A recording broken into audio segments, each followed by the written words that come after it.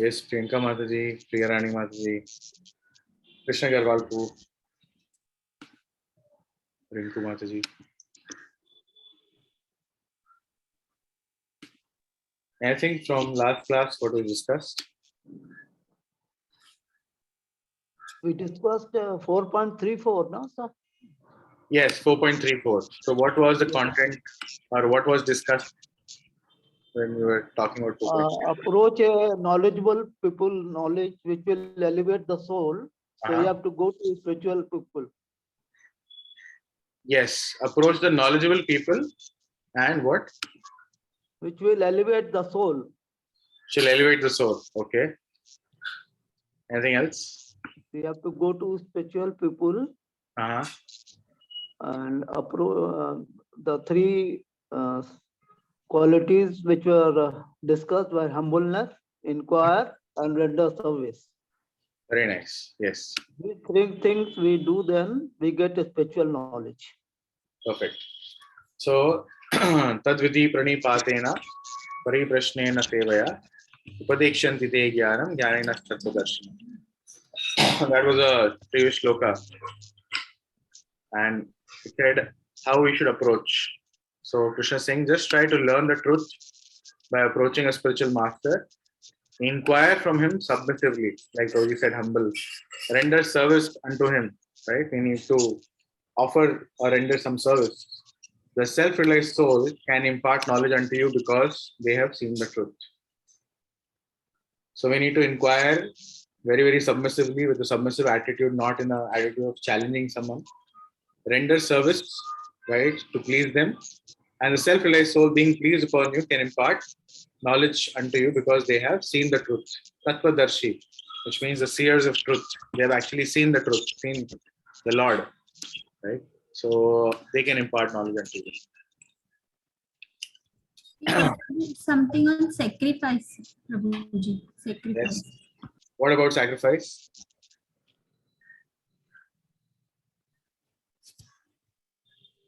Yes, Mataji.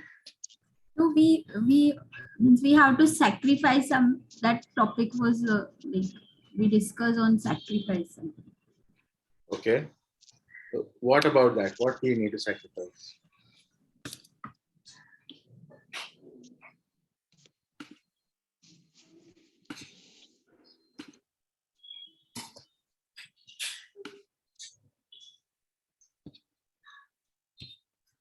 What do we need to sacrifice?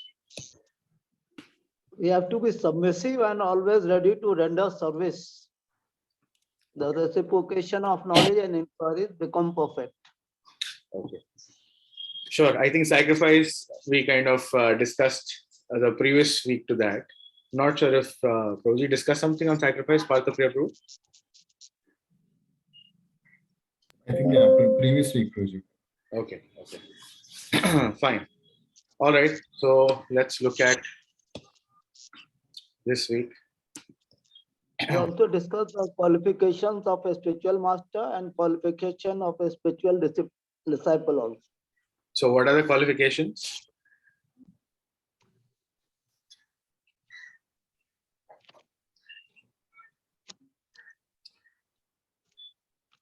Any qualification that you remember? Or anyone remembers any qualification of spiritual master or disciple?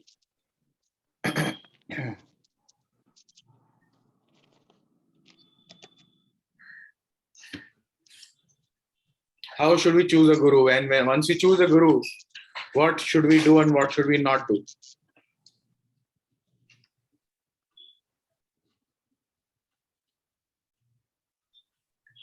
We should fully surrender to the spiritual master, Prabhuji.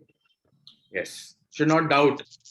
We should use all our intelligence, right? And we are allowed to check. Last time somebody also questioned how to check. So before getting initiated, you are allowed to check. Do your due diligence. Krishna has given you intelligence. So do your due diligence, right? And once you are assured, right? Once you confirm that this is genuine and I wish to surrender, then don't look back. Then don't have doubts later on. That is offense. Okay? So, because actually thinking that, oh, my spiritual master is just like an ordinary human being is a big offense, right? Or thinking that, oh, he's just like me, he's also eating, he's also sleeping, right? He's also taking care of his body, right? He also has to, take a bath. He's doing all the activities like I'm doing. So thinking like this is a very big offense. I was hearing a class. So the devotee is mentioning how in Kali Yuga, one of the features of Kali Yuga is that it breaks your faith in Guru. Because if you have very firm, established faith in your Guru, you can Kali Yuga aisi ki taisi kar sakte, right? You can be immediately elevated, and you can actually save yourself and save so many others just by a simple fact of having faith in Guru. So a feature of Kali Yuga is that it will create doubts in your mind and it will actually try to break your faith in Guru, because faith in Guru will lead you back to Godhead directly. There is a statement in one of the Puranas that says that if someone has love and Krishna is saying, if someone has love and faith in my devotee more than me, it actually forces me to appear before that person. So faith in and love for Guru actually forces Krishna to manifest in front of us. Imagine. So that is the power of serving a Vaishnava, serving a devotee of the Lord. Elsewhere also he says, in fact, Padma Puran, Lord Shiva says, Aradhana Nam Sarvesham Vishnu Aradhanam Param. He says of all worships, the worship of Lord Vishnu is the supreme. And then he goes on to say further that even greater than the worship of Lord Vishnu, the service of the Vaishnava, the devotees of Lord Vishnu. Right? Why? Because they are very, very dear to the Lord, more dear to him than anybody else. So if you serve the Vaishnavas, Lord is immediately, is purchased like that. Okay, so we start today's session. Let's chant the 35th sloka. Yajnatva na punarmoham Yajnatma na punarmoham evam yasyasi pandava Evam yasyasi pandava yena bhutani asheshani yena bhutani asheshani द्रक्ष्यासि आत्मनि अथो मयि. So I would like to read the translation.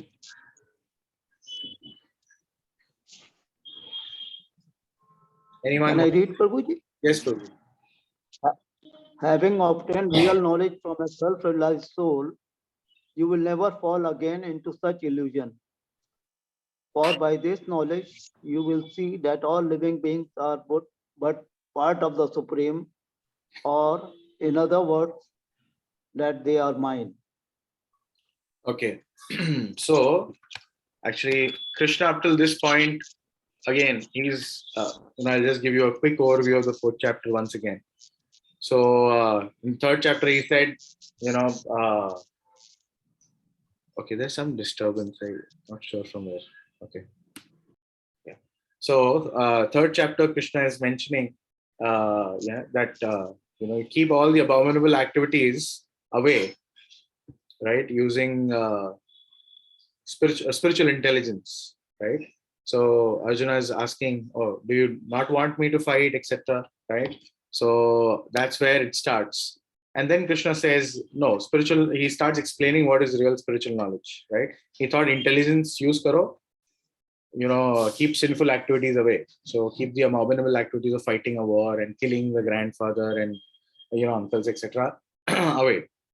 But then Krishna starts explaining what is this spiritual knowledge? What is this eternal science, right? So he starts describing how, it's an eternal science. It was received by sun god Vivaswan, then Manu, then Ikshvaku, and it's coming in Parampara. Then he describes what this science is. He talks about how someone who understands his very nature of his activities and pastimes, that is a person who's eligible for liberation.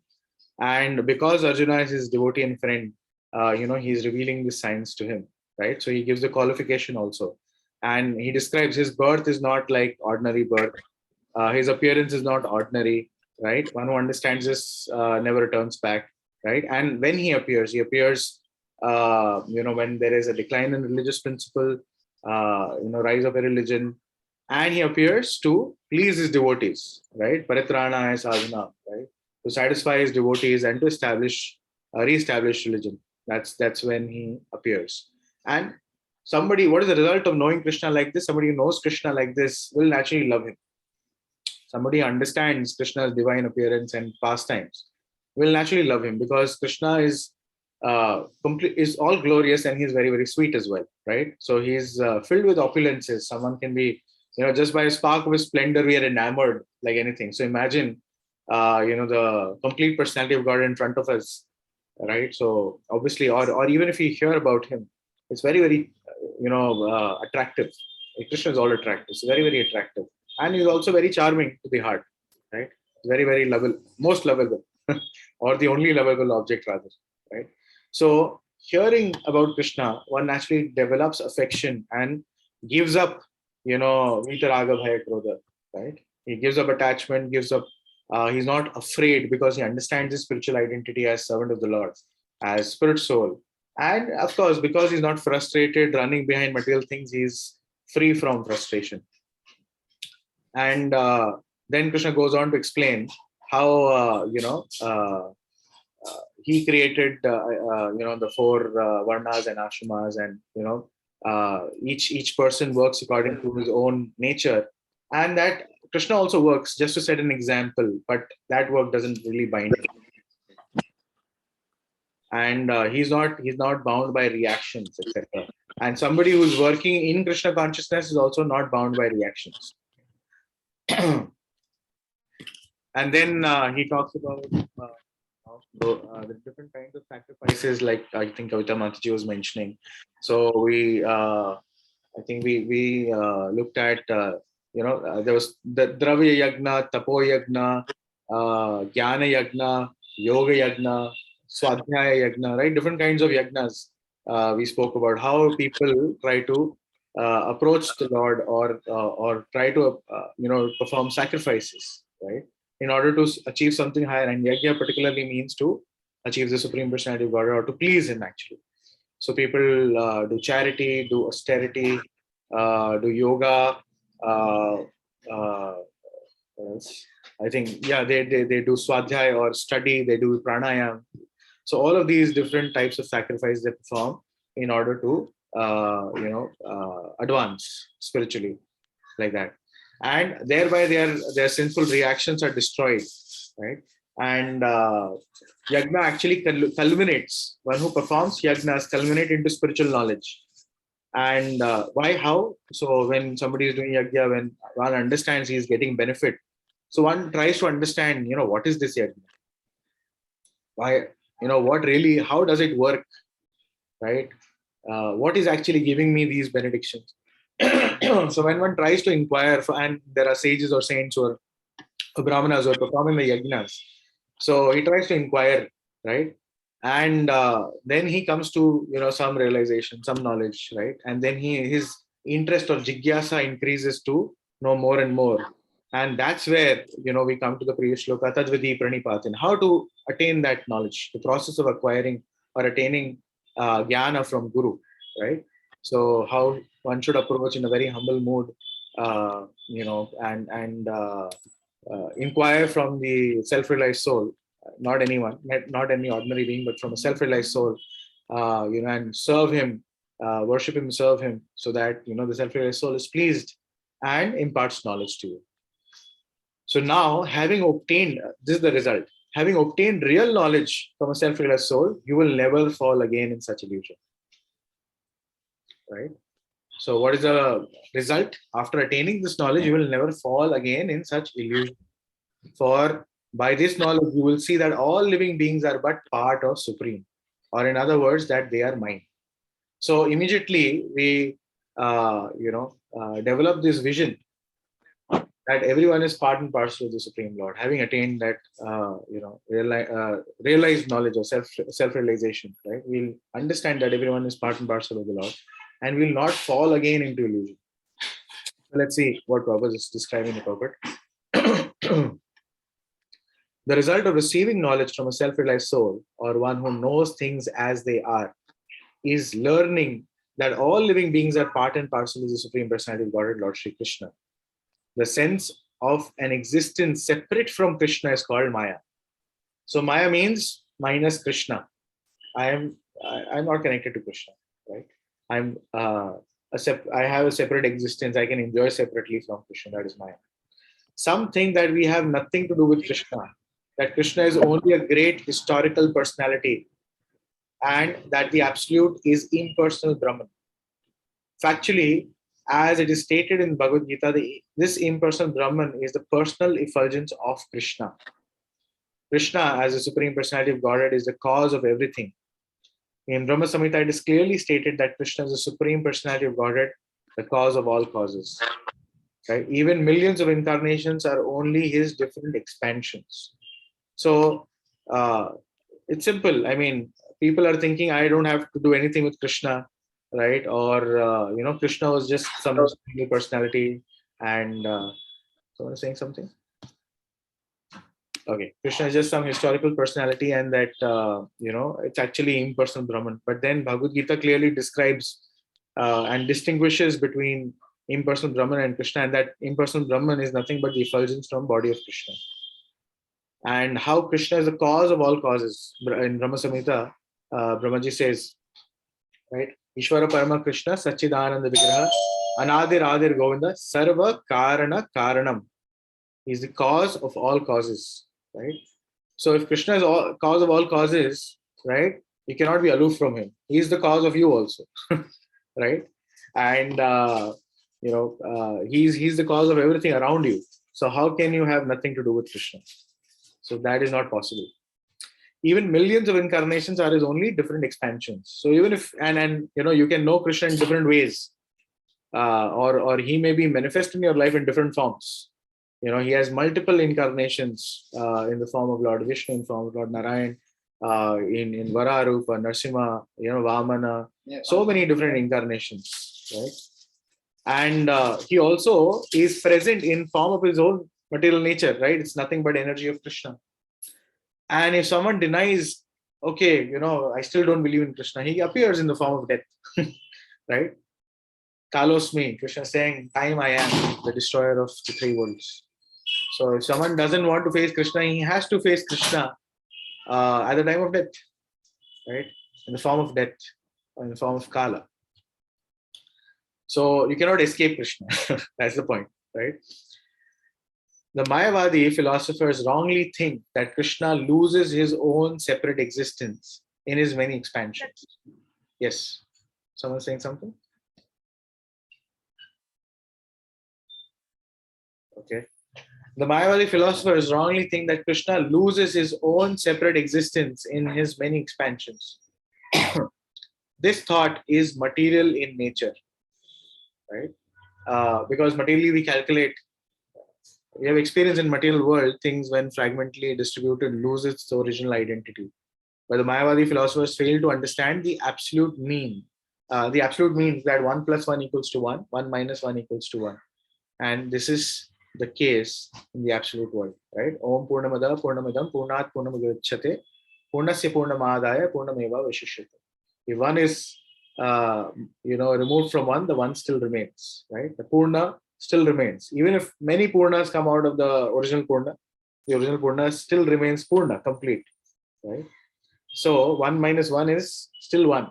The 1 remains. 1 plus 1 is still 1. Like that. Right? So that is the spiritual calculation. It's not material calculation. Okay. For want of sufficient knowledge in the absolute science, we are now covered with illusion. And therefore, we think that we are separate from Krishna. So we are in illusion because, what does this line say? We are in illusion because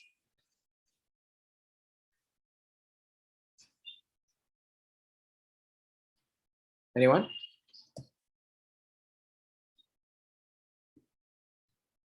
Can you repeat, please? So I just read, for want of sufficient knowledge in absolute science, we are now covered with illusion, and therefore we think that we are separate from Krishna. So this line is describing that we are in illusion. Why are we in illusion? Because we forgot that we are part and parcel of Krishna. Yes. For want of sufficient. Self-realization is not there, Prabhuji. Yes. So this is the key line, right? For want of sufficient knowledge in absolute science. That absolute knowledge of that absolute science is missing. Therefore, we are in illusion, right? And this process, what we are doing, is trying to understand or learn the absolute science to remove the illusion. Okay. We are now covered with illusion. Therefore, we think that we are separate from Krishna. So in illusion, we are thinking we are separate from Krishna. Although we are separated parts of Krishna, we are nevertheless not different from him. The bodily difference of living entities is Maya, or not actual fact. We are all meant to satisfy Krishna. By Maya alone, Arjuna thought that the temporary bodily relationship with his kinsman was more important than his eternal spiritual relationship with Krishna. Because of Maya, we are thinking that we are not connected to Krishna. When it said here, the bodily difference of living entities is Maya and not actual fact, right?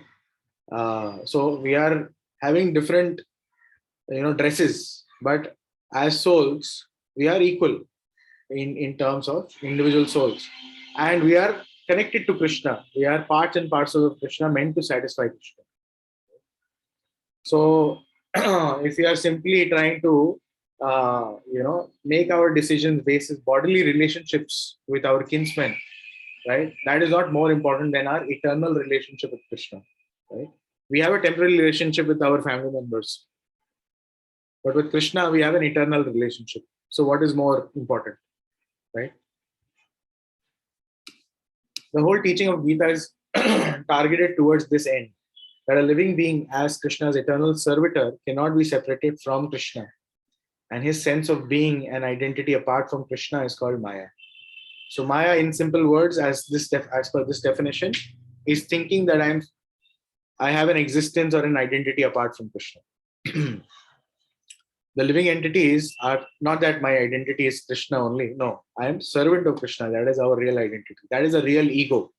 False ego means I am a doctor, I'm a lawyer, I'm son of so and so, or I'm the owner of such and such business, etc. These are all upadhis or false designations, temporary designations, right?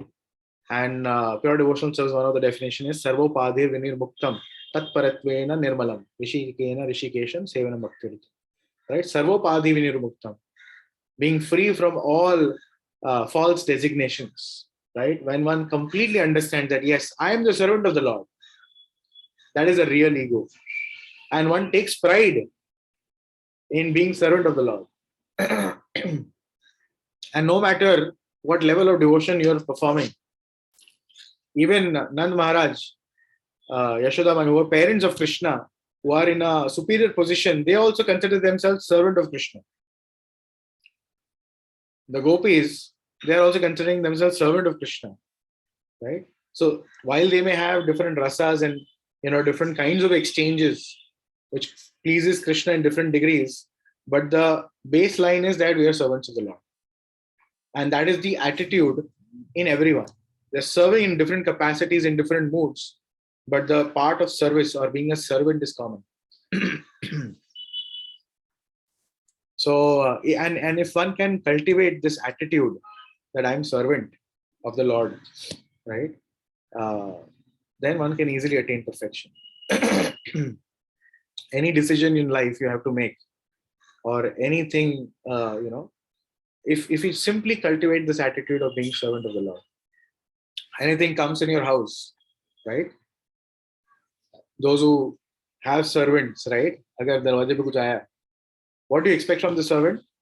He'll take the parcel, give it to you, right? And you sit on the sofa, you sleep on the bed, the servant sleeps down. Right? these are some of the basic things that you would expect out of servant in your own house, or somebody just coming in, etc., serving you, right? Whatever you say, servant should do. Now, take that role, right? If you are a servant and Krishna in your house is the master, right? Anything that comes, you have to first offer it to him, right?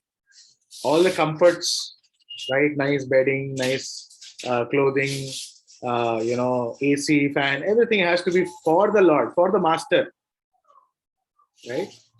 Everything, the best of the things in the house is for the master. And then whatever the master gives, the servant accepts. Right? So, and whenever you have to, make some decision, master will tell what to do. Servant is not independent completely, right? He has to request the permission of the master and then do something, right? So we can also go in front of Krishna. Krishna, this thing has come up. Should I do this? And Krishna will inspire you from within.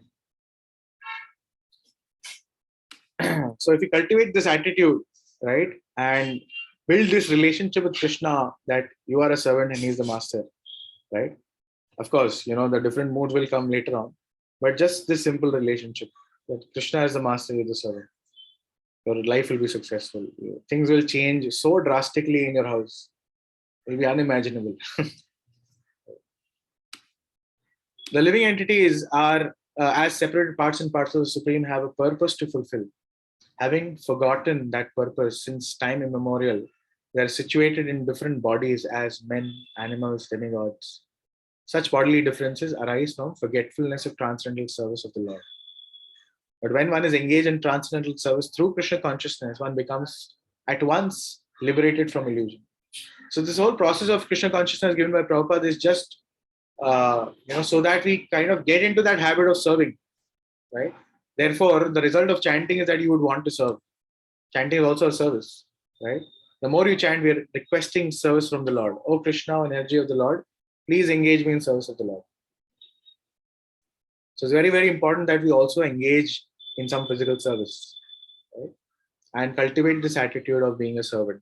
Even in the temples, Krishna is treated as a king, right?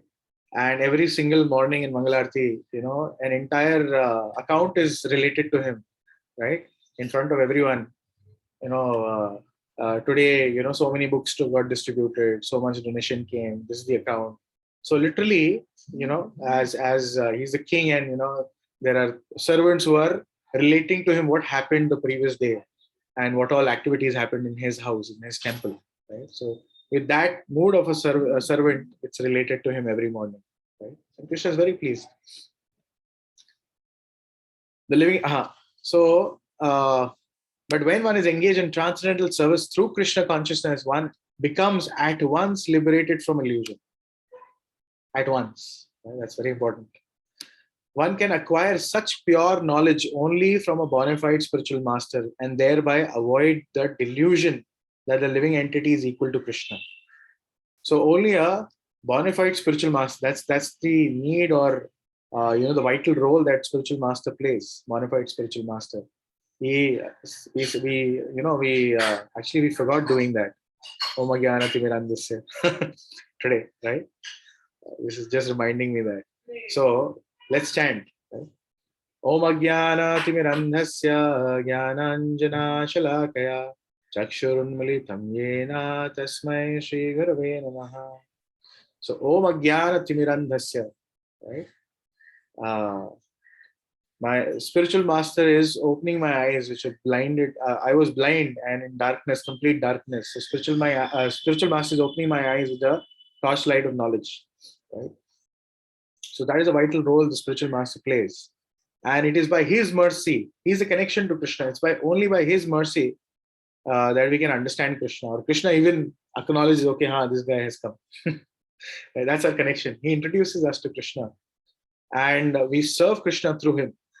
So even if there are imperfections, mistakes, etc., Krishna still accepts, right? Because it's coming through the channel of spiritual master, because he is recommending. So Krishna is obliged to accept ourselves.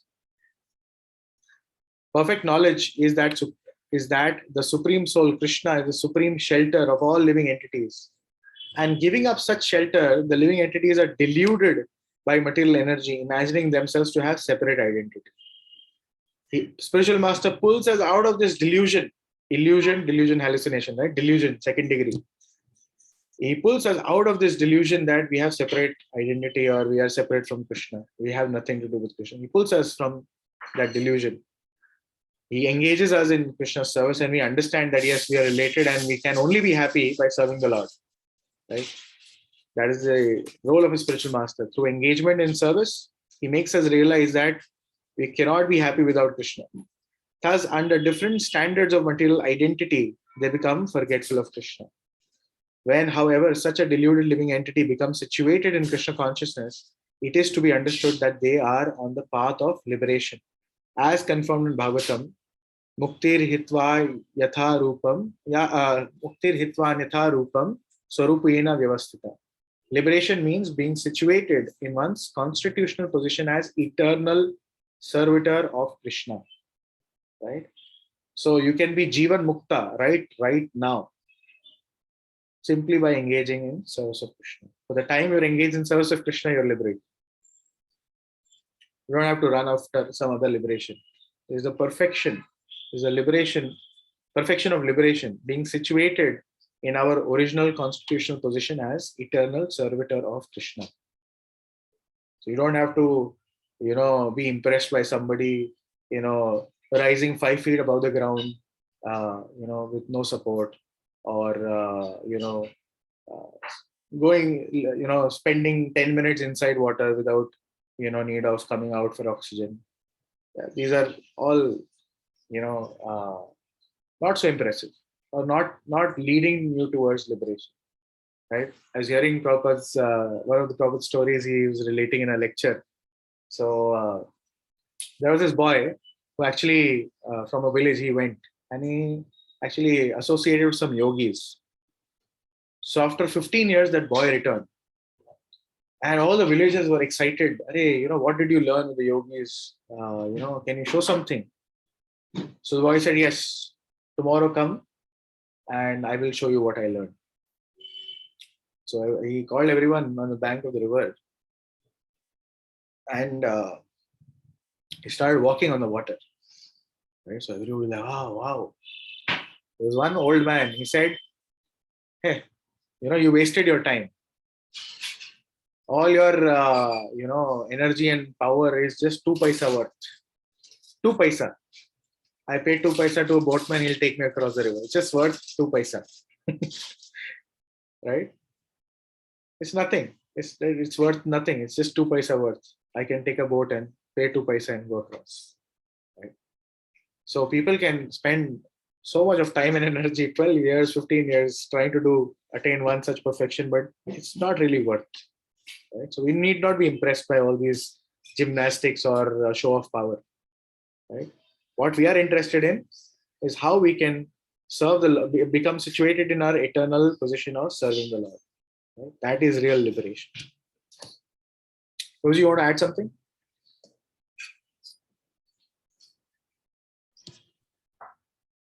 Just had a question. So, the purport primarily points that the spiritual master opens us and to the idea that actually we are part and parcel of the Lord and a servant of the Lord. But generally, when we see in this material world, this idea of being servant is not very palatable. It's someone feels, why should I be a servant? No, I want to be master, and that is the goal of everyone in this world. So how does one feel enthused about wanting to be the servant of the Lord? So like someone might have that question. Yeah, but we are still serving someone or the other. So you may like it, you may not like it. We are either serving Maya, or you can choose to serve Krishna. You have to serve. That is your given. You may want to admit it or not want to admit it, but at the end of the day, we are all servants. We are serving someone or the other. So why not serve Krishna?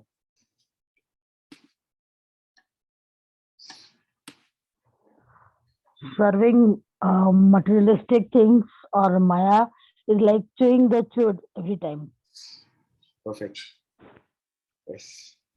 life after life, till we realize that we have to go back to Godhead. So we spent we spent a gazillion lifetimes serving Maya. Give one life to serve Krishna. Yes, it is high time we realize that. Yes. Okay, we move ahead. Anyone, any thoughts or reflections or questions before we move ahead?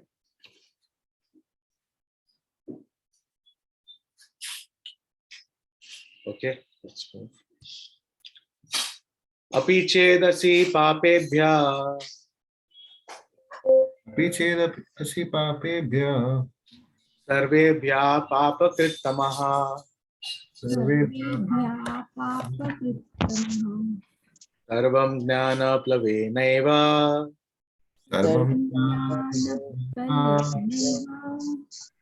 vrijinam santarisyasi. Vrijnam Rishyati. Want to read the translation? Yes. Even if you are considered to be the most sinful of all sinners, when you are situated in the boat of transcendental knowledge, you will be able to cross over the ocean of miseries. Yes.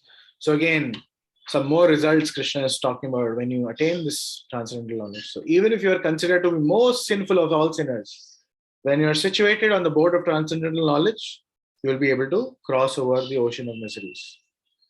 So Prabhupada is saying proper understanding of one's constitutional position in relationship to Krishna is so nice that it can at once lift one from the struggle of existence which goes on in the ocean of miseries. So no matter how many lifetimes, like I said, we have spent gazillions of lifetimes, serving Maya, doing all kinds of nonsense, doing so much sinful activities. Our sins are, greater than hundreds and thousands of mountains put together, right?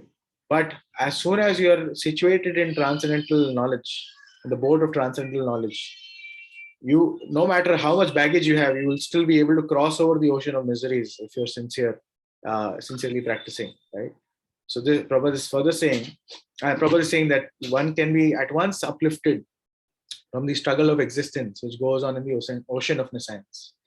This material world is sometimes regarded as ocean of nescience and sometimes as a blazing forest. In the ocean, however expert a swimmer one may be, the struggle for existence is very severe.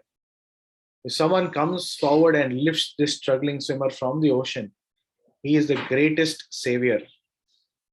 Perfect knowledge received from the Supreme Personality of Godhead is the path of liberation. The boat of Krishna consciousness is very simple, but at the same time, the most sublime. So, I was hearing, I think in one of the classes, somebody was describing. So, there was this famous swimmer who had, was probably the second or the third to swim across the English Channel, right? Not even an ocean, just swim across that, and that was like a big feat. So the same person, he had actually set a record, and somebody broke it, right? Maybe swam across slightly faster, maybe by a few minutes or something or so.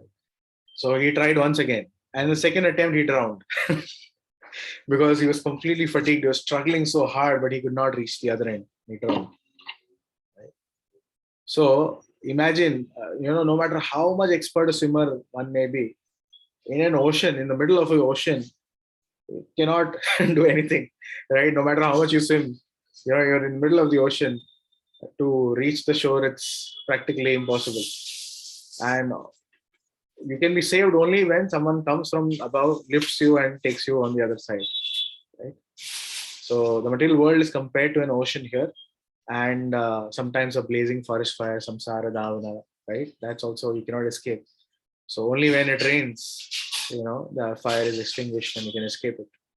So perfect knowledge received from Supreme Personality of Godhead is path of liberation, and the boat of Krishna consciousness is very simple. So Krishna consciousness is actually very deceptively simple. Right? Similarly, Prabhupada's purports are deceptively simple. If we don't discuss, otherwise one may read through. Ocean, okay, blazing fire, fine. We may read through without understanding the depth and the meaning of it. So it is very deceptively very, very simple, right? So and because of simplicity, people sometimes overlook or think, "Arey, this won't work." Right? खाली chanting से क्या होता है? खाली Hare Krishna बोलने से, सब पाप धुल जाएगा. Sometimes people feel like that. They think chanting is very easy. And how people are doing so many fasts, they are walking barefoot to so many mountains, and they're struggling so much, and तभी भी पाप नहीं धुलते हैं, but chanting से हो जाएगा, right? Sometimes people think like that. So it's very sublime. Sublime means from ice it can turn into vapor. It doesn't need to go through the whole process of getting into water, and that's sublimation, process of sublimation. With a simple shift, a bigger transformation happens. With a simple thing, a big transformation. So similarly, this chanting may appear very, very simple, right? And it's very easy to do. It's very accessible. Anyone can chant. Anyone can, sing and dance, right? So it's very simple process, but it's very sublime, most sublime. It can give you the highest perfection and bring about the highest transformation in your heart. Rosie, you want to add something? No. Yathai samidhognir Dhamsi samuddhognir bhashma sata kurute Arjuna Bhasma Sat Kurute Arjuna Jnanagni sarva karmani Jnana Agni Sarva Karmani Bhashma sata kurute tatha. Bhasma Sat Bhasma Kurute Tatha. Satyartha Tatha. Someone can read the translation.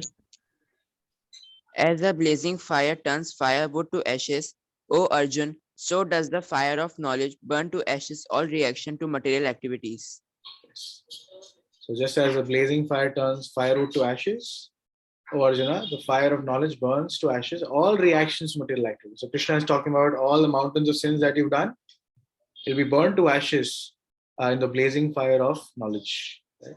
So perfect knowledge of self and super self and of their relationship is compared here into fire. So knowing who I am, who's Krishna, and what is my relationship to Krishna is compared here to fire. This fire not only burns up all reactions of impious activities, but also all reactions to pious activities, turning them to ashes. Now someone may say, "Arey, pious activities burn kar diya." What is this? Right? So there are many stages of reactions. Reaction in making, reaction fructifying, reaction already achieved, and reaction priori. But knowledge of constitutional position of living entity burns everything to ashes. So all different kinds of reactions are burnt up. Just give me a second, sorry guys. Hold.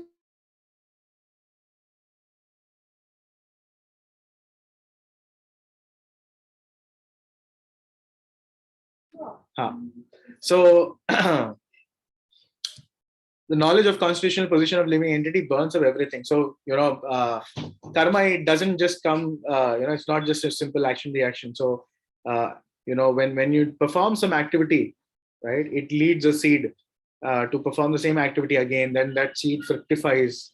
Then reaction is about to be given. Then reaction comes, and then after reaction, right, all of these different stages are there. So this chanting of Hare Krishna Mahamantra or understanding our relationship with the Supreme Lord and acting in that capacity can actually burn up all of these things to ashes, all these reactions, and including pious. Of course, pious activities is not burned up in the beginning. It is actually burned up in a very later stages, right? There are 9 different stages of transcendental realization, right? Adho Shraddha Tata Sadhu Sang Bhajan Priya Anarth Maitri Nishtha Asakti Ruchi Bhav and Prem, right? So this burning of pious activity is in a very, very advanced stage. It may be coming after Ruchi or Asakti, I guess. Not before that. So Nashta Prayeshu Bhadreshu, that Nishtha, firm faith, is developed by anartha nivritti. So that is a stage of clearing stage, it is called. That is a stage where all the impious activities or sinful reactions are burnt up, right? And you are practically sinless, not 100%, but you are practically sinless. So there are no reactions. Whatever is given to you at that point in time is Krishna's mercy completely.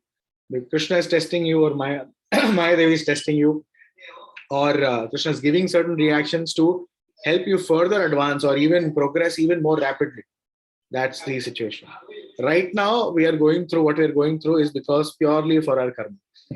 And Krishna is reducing that and giving to you. Okay. When one is in complete knowledge, all reactions, both priori and posteriori, are consumed. In Vedas, Brihad Aranyaka Upanishad, it is stated, Ubhe Ubhay Vaise Ete Tarati Amrita Sadhava Asadhuni. One overcomes both pious and impious reactions of work. Is this understood? Any thoughts, doubts here? Prabhuji, you want to add something?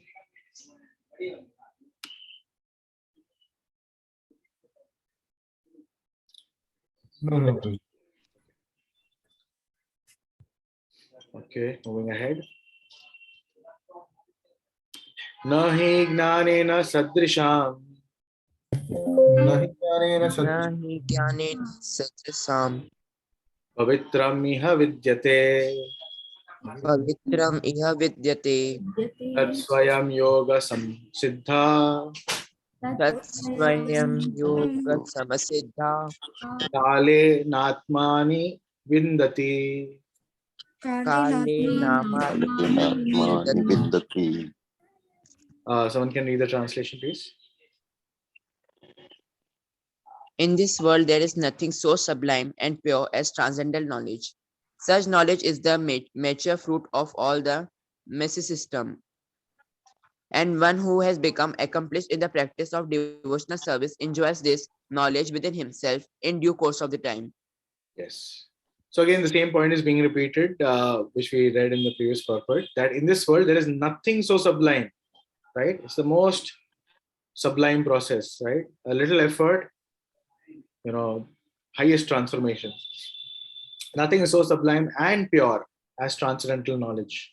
Such knowledge is mature fruit of all mysticism. So it is the result of all kinds of different practices of mysticism or yoga or yajna, etc. That is, it's the mature fruit of all these different practices. And one who has become accomplished in the practice of devotional service enjoys this knowledge within himself in due course of time. So when somebody who's physically doing activities or practicing devotional service in due course of time, by mercy of the Lord, enjoys this knowledge within himself, right? He is able to serve the Lord within his heart as well, right? So one is we are physically doing things and we are trying to cultivate the attitude, trying to cultivate the devotional spirit and attitude of serving the Lord. The more and more you do this, the more and more you're pushing yourself towards a stage where wanting to serve Krishna is natural, right? Even when you're sleeping, you'll be dreaming of serving the Lord, right? So from within only, you'll be able to enjoy or relish the transcendental service. Even if sometimes you're physically not able to, you will be mentally offering services to the Lord all times. So that is the stage that we need to achieve. Not that, only mental service, not that, but this, greed to serve the Lord, right? One has to develop volume or greed to serve the Lord. And this greed can naturally be developed, of course, because the more you do, the more you realize that it's so transcendently blissful. So Prabhupada is saying, when we speak of transcendental knowledge, we do so in terms of spiritual understanding, right? So here the word transcendental knowledge is a reflection of spiritual understanding, how much you understand Krishna, how much you understand your relationship with Krishna, like that. As such, there is nothing so sublime and pure as transcendental knowledge. Ignorance is the cause of our bondage. Because we are ignorant of our relationship to Krishna, we are committing sins. And knowledge is the cause of our liberation, right? The more and more you understand your relationship with Krishna, the more and more you're liberated, right? Because that knowledge will lead you to act. The knowledge will lead you to act in Krishna consciousness. This knowledge is the mature fruit of devotional service. And when one is situated in transcendental knowledge, he need not search for peace elsewhere. He doesn't need to go out and hunt for peace. He's already peaceful, for he enjoys peace within himself. In other words, this knowledge and peace culminate in Krishna consciousness. Right? So when you have this knowledge, when you have peace, you will naturally become Krishna conscious, which means you will naturally want to serve Krishna more and more. Please Krishna. Your every action and word will be for the pleasure of Krishna. That is the time when we'll be truly servant of the Lord. Nobody will have to come and train you. This is how you behave. This is how you do. Naturally, you will be in that mood of serving the Lord at all times. Right? This is the last word in Bhagavad Gita. That is the last word in Bhagavad Gita. Sorry.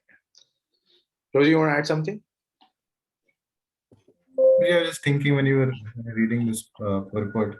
So generally in life, we're all looking for peace and happiness, and we look for it in so many places. So wherever we look for, it is minus Krishna, like you were explaining earlier. So we try out so many things, whether it's our relationships, occupation, or luxuries. So many things we think that if we get, then we'll be more peaceful and happy, but it's always minus Krishna. And this line that Prabhupada writes here in the purport, that so through devotional service, like we know, two things come: jnana and vairagya. So this knowledge that I'm actually part and parcel of the Lord is going to come automatically manifest when we perform devotional service, and that is the uh, source of peace and happiness. That when we understand that I'm actually part and parcel of the Lord. So instead of looking for peace everywhere, if we just focused on cultivating our devotion service, like in one of the previous purports also, Prabhupada mentioned that as soon as we begin uh, performing devotion service, and automatically this knowledge is manifest. Sorry, I forget what that line was. At once, you had highlighted that Prabhupada written at once, one of the previous shlokas. At once one becomes liberated. Yeah, something to that effect.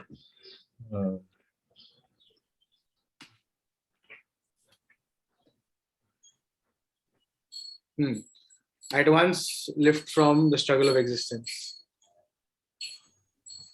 And there was another line also. Yeah. So just understanding that actually I'm then part and parcel of the Lord is in itself peace giving. It's like, it's the source of our happiness. Like in the Bhagavatam, it says, Nate vidhu swartha gatim hi Vishnu. But we do not know that our real self-interest is actually in Krishna, Vishnu. So it's a very small purport, but it's like so powerful, the statements here. If we just meditate on these lines, because we are all looking for peace after all. So I just liked that point.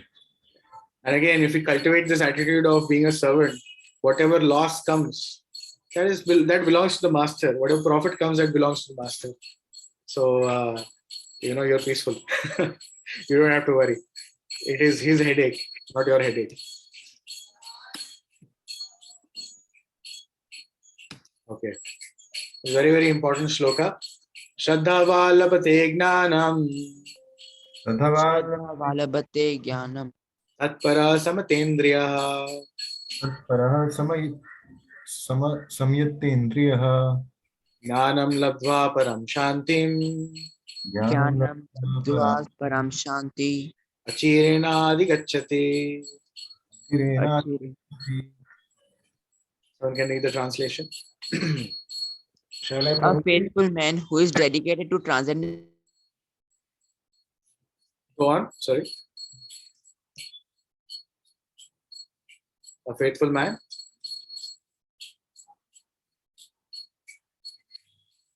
Okay, someone else can read.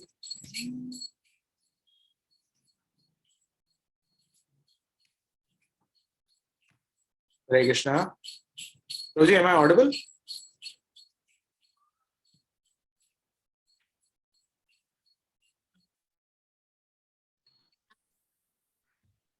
Sorry, I just got disconnected. If you can share the screen again, because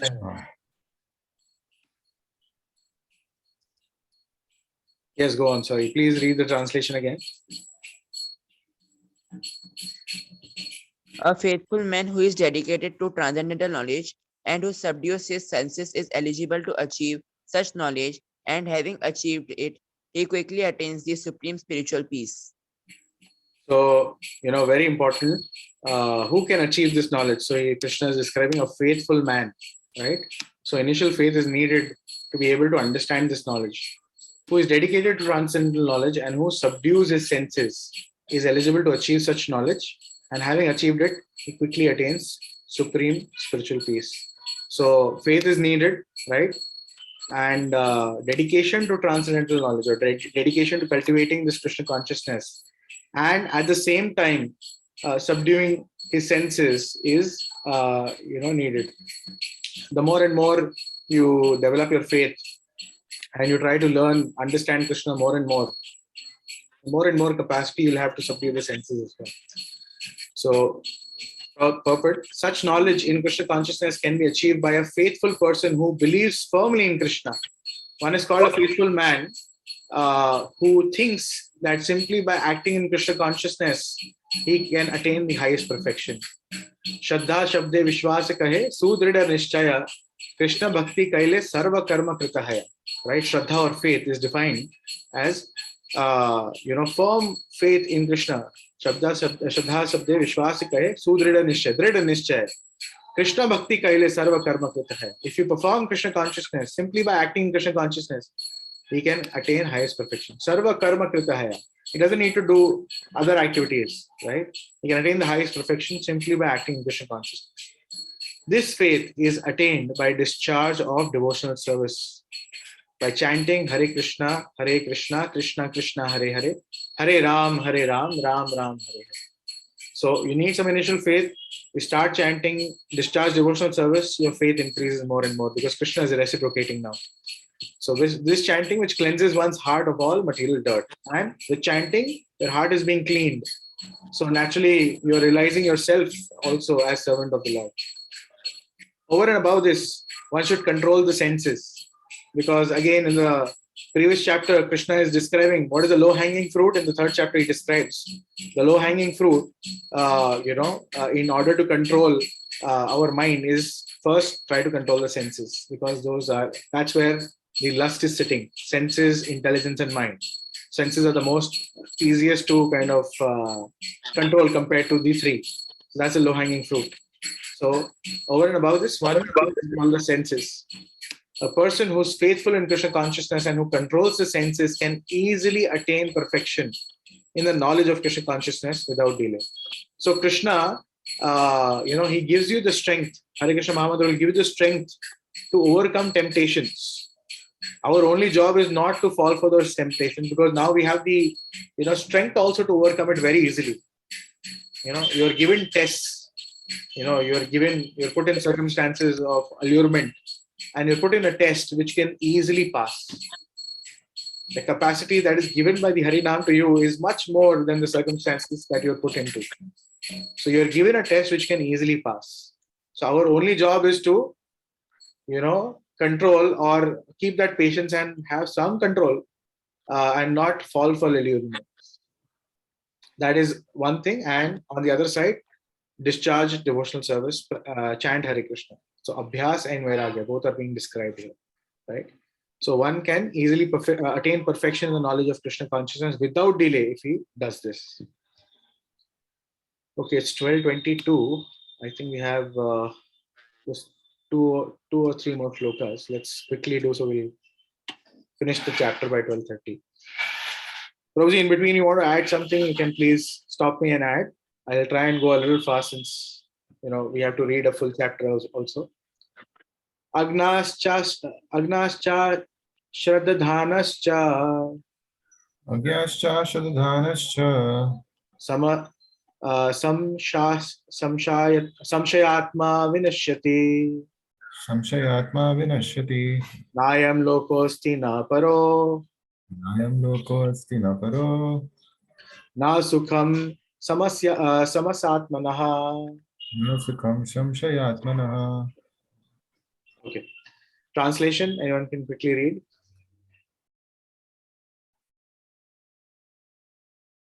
But ignorant and faithless persons who doubt the revealed scriptures do not attain God consciousness. They fall down. For doubting soul, there is happiness neither in this world nor in the next. So now Krishna is describing, if you don't do this, what happens, right? Like we've seen the pattern. Krishna is describing, if you do, what happens, if you don't do, what happens, right? So he's saying, but the ignorant, faithless person who doubt the revealed scriptures do not attain God consciousness. They fall down. For doubting soul, there is happiness neither in this world nor in the next. So he's miserable here also, he's miserable in this next life also. But out of many standard and authoritative revealed scriptures, the Bhagavad Gita is the best. Persons who are most like animals, who are almost like animals, have no faith in knowledge, have no faith in or knowledge of the standard revealed scriptures. And some, even though they have knowledge of or can cite passages from the revealed scriptures, have actually no faith in these words. So there are people who probably know, some people who don't know at all the revealed scriptures, somebody had no faith in scriptures. Some people are able to recite also, cite passages, etc., but still they don't have any faith in the words of the scriptures. And even though others may have faith in scriptures like Bhagavad Gita, they do not believe in or worship in the personality of Godhead, Sri Krishna. They will say, oh, surrender unto the unborn within Krishna, not to Krishna, right? So they have all these weird ideas, right? Such persons cannot have any standing in Krishna consciousness. They fall down. Out of all the above mentioned persons, those who have no faith and are always doubtful make no progress at all, right? People who are having doubts and no faith, they won't make any progress. Men without faith in God and his revealed words find no good in this world nor in the next. For them, there is no happiness whatsoever. One should therefore follow the principles of revealed scriptures with faith and thereby be raised to the platform of knowledge. Right? So Krishna's Prabhupada is recommending one should therefore follow the principles of revealed scriptures with faith and thereby be raised to the platform of knowledge. Only this knowledge will help one become promoted to transcendental platform of spiritual understanding. In other words, doubtful persons have no status whatsoever in spiritual emancipation. One should therefore follow in the footsteps of great acharyas who are in disciplic succession and thereby attain success. So we are talking about doubt that, God exists. We're talking about doubts that, either revealed scriptures really truth, it's written by some man, etc., like that. And even for practitioners, or someone who's practicing Krishna consciousness, it's recommended one should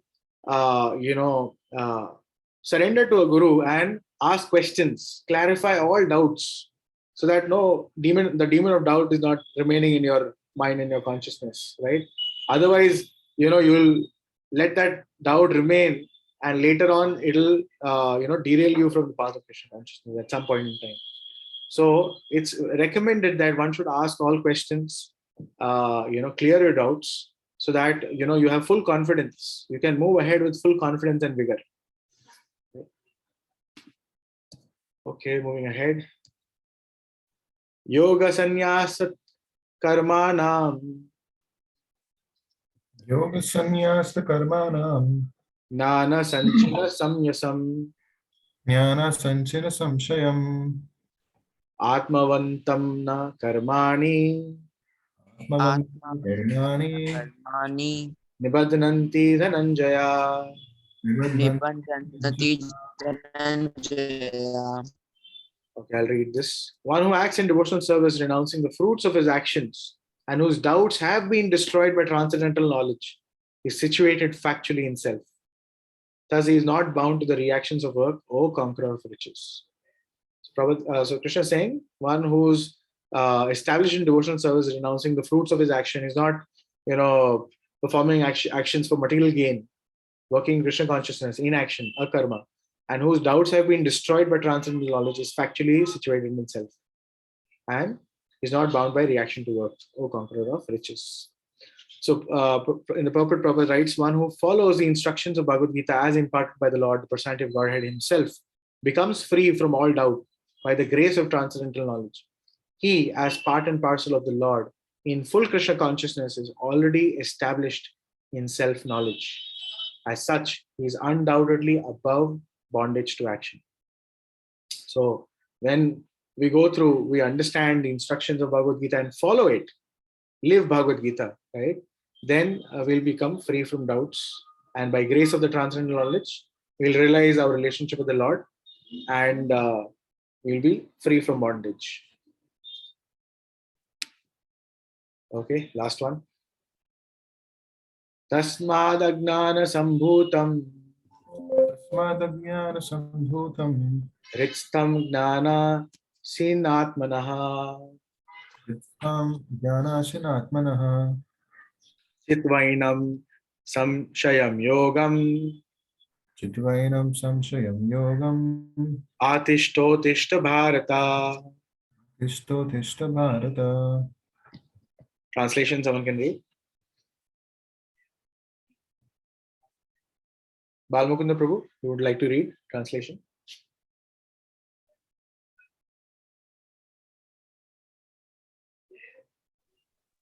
Hare Krishna. Hare Prabhuji. Yes, yes, Prabhuji, you can go ahead. Therefore, the doubts which have arisen in your heart out of ignorance should be slashed by the weapon of knowledge. Armed with yoga, O Bharata, stand and fight.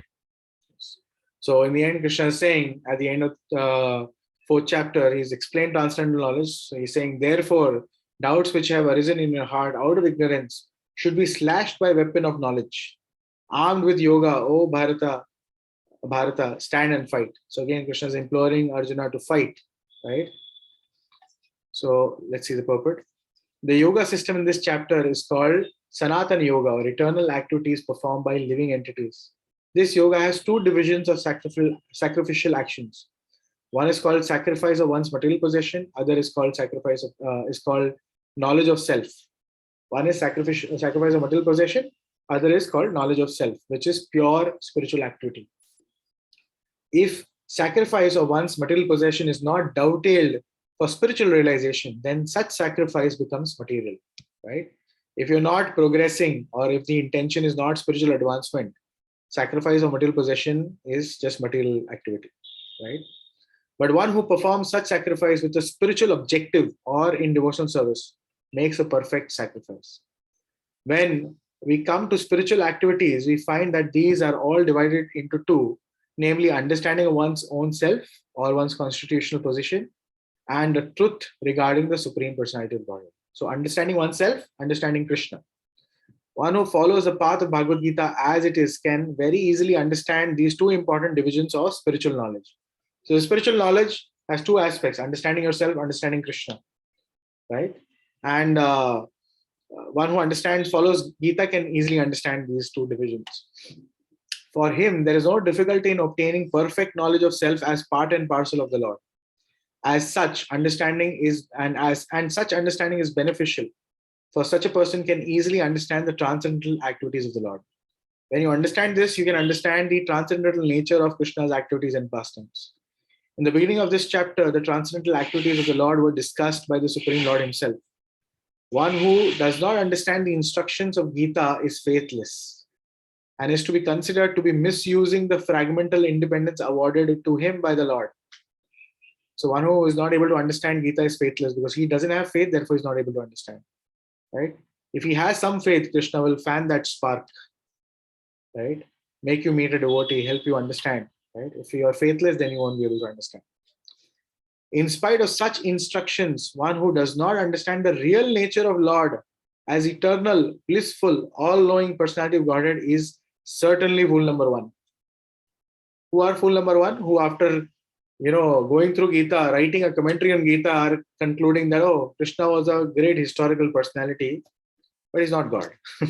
Fool number one. Ignorance can be removed by gradual acceptance of the principles of Krishna consciousness. So here, Prabhupada is describing it's a gradual process, right? The more you hear, the more you practice, the more you realize, and will be confidently accepting. So gradual acceptance of the principles of Krishna consciousness. Krishna consciousness is awakened by different types of sacrifices to demigods, sacrifice to brahmanas, sacrifice in celibacy, in household life, in controlling senses, in practicing mystic yoga, in penance, in foregoing material possessions, in studying Vedas, and in partaking of social institution called Varnashram Dharma. All of these are known as sacrifice, and all of them are based on regulated action. But within all these activities, the important factor is self-realization. One who seeks that objective is a real student of Bhagavad Gita. If I don't have the objective of self-realization, I'm just doing this, it's material, right? If I'm seeking this, then it's spiritual. So one who seeks that objective is a real student of Bhagavad Gita. But one who doubts the authority of Krishna falls back. One is therefore advised to study Bhagavad Gita or any scripture under a bona fide spiritual master with service and surrender. So Prabhupada is actually literally summarizing the whole chapter here, right? A bona fide spiritual master in disciplic succession from time immemorial. A bona fide spiritual master is in the disciplic succession from time immemorial, and he does not deviate at all from the instructions of Supreme Lord as they were imparted millions of years ago to Sun God, from whom the instruction of Bhagavad Gita have come down to earthly kingdom. One should therefore follow the path of Bhagavad Gita as is expressed in Gita itself, and be aware of self-interested people after personal aggrandizement who deviate others from actual path. Aggrandizement is personal fame and glory, who deviate others from the actual path. The Lord is definitely the Supreme Person, and his activities are transcendental. One who understands this is a liberated person from the very beginning of his study of Bhagavad Gita. Thus ends the Bhaktivedanta purport to the 4th chapter of Srimad Bhagavad Gita in the matter of transcendental knowledge. So literally Prabhupada actually summarized this entire chapter in this one single purport. Right? He talked about sacrifices, he talked about the Varnashram Dharma, different things. He's talking about the 2 divisions of sacrifices. He's talking about understanding the transcendental nature of the Supreme Lord and his activities. Being aware of, Krishna is talking about demigod worship and other things. Krishna is touching that also, that it can be spiritual if the objective is to understand self, etc.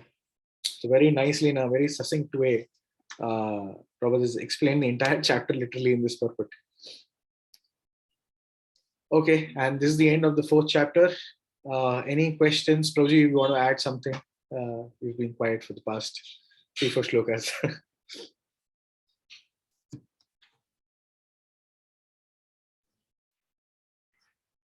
Any questions? Any thoughts? Yes. Yes, Prabhuji. No, nothing. Any questions?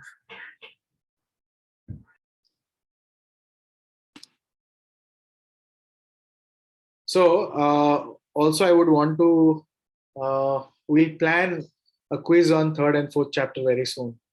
I'll figure if it can be done next week, otherwise we'll plan it for the following week. The whole KBC show that we had, we'll call our Anirudh Prabhu again for hosting it.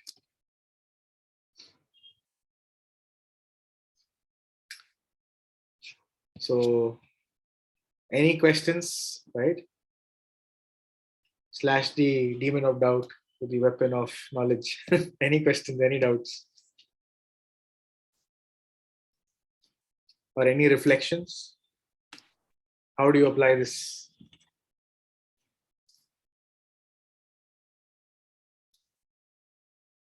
Any reflections on the entire class? What is the takeaway from the class? Prabhuji, I feel today's class was quite interesting, and a lot of we could grasp, at least I could grasp.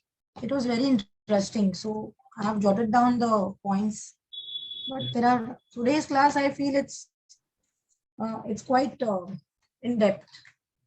The chapters were short, but what message Prabhuji wants to give us, it's quite crisp, very clear. So I found it very interesting and knowledgeable today. Okay. Anyone else? Any reflections on, one thing that you liked about, some points that you liked really, which stuck in your head? I like the chanting part, though I'm not able to do it in the morning because my family members are not well. So that part I really like, that it's very sublime and very easy. and you can reach heights just by chanting. And as you said, it's very accessible. So all that is a very good point. So I'm stuck on that point. Nice. Hope to be regular. Perfect. The essence. Okay. Anyone else? Anything? Any point that you thought? Prabhuji, I just wanted to ask you that when you are sick and if you're not able to take bath and all that, you can still chant this mantra? Yes. You can. Because I said, not well, I was not able to take bath also 1 or 2 days, So even that time you can chant. you can chant. There are no hard and fast rules for chanting. You can chant anywhere at any time, in any condition. It's okay. Chanting is all purifying, right? Sunlight doesn't think, here is a nice river, let me fall, give light there, and here is a gutter, let me not give light there. It actually gives light and heat everywhere, and even the gutter water, right, which is so filthy, even that is purified. Water is even drawn from such sources, completely purified. And when the rain water is 100% distilled water, right? Imagine taking it from such sources also, but completely purifying it and then delivering. So that is, this chanting. It can actually raise one from the most abominable positions, purify one, and engage one in service of the Lord. Okay.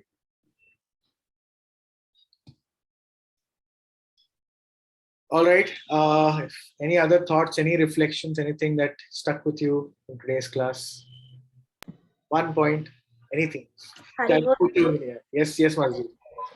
Prabhuji, you said in class that we are servant of Krishna and he is master, and we should offer each and everything which we bring at home. Now, one devotee family I know, they used to even offer shoes also. Keep in front of deities so. I feel like, is that okay? And in my personal front, that I am not able to, I go outside sometimes for work purpose and I eat outside. Of course, Satvik, but still I eat sandwich, and then what to do? I feel very guilt inside, but what to do? So you would like to answer that? Prabhuji is following the principles very nicely, so I'm asking him. His saying will be very effective. About the shoes, I'm not quite sure. We'll have to probably ask. So shoes I can answer. Eating outside you can answer. So shoes, typically we don't offer something and wear it. Anything that is offered to the Lord, below our waist, anything we don't offer and wear those, because prasad is not accepted for anything on the lower part of the bodies. So that's one.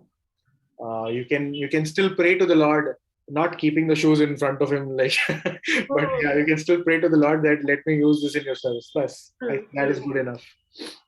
Okay. For eating outside, you can try and avoid eating outside completely. Srila Prabhupada in one lecture, he says that our tongue should not touch anything that is not offered to the Lord. So when I heard that for the first time, I made a resolve that, I should try and practice this. And we know that in the Bhagavad Gita, Krishna very clearly says that anything that is not offered for sacrifice is actually sin. So we're eating sin if we are eating something that's not offered to the Lord. And that will actually further entangle us. So there is no scarcity of Krishna Prasad. Mataji had also volunteered to teach cooking to so many devotees. We are an expert in cooking. So if we do feel like eating anything, we can first offer to the Lord and avoid eating food cooked by others also outside, because even the consciousness of the person enters the food, and that will affect us eventually. So food is very, very important in our in how our consciousness is. Just to add to that, so exceptions are also there. Just say, for example, if you're traveling, etc., and you don't have access to things. In those circumstances, yes, you can try and eat. You can eat outside. Try and eat some fruits, etc. But you can still eat outside if there is nothing available. Of course, it has to be sattvic, and still offer it to the Lord, and then eat. That's the ideal. Okay. All right. Okay, so I think we'll stop here in terms of the questions. We also have to read the second chapter of Bhagavad Gita today, which is a long one. So bear with us for another 20 minutes.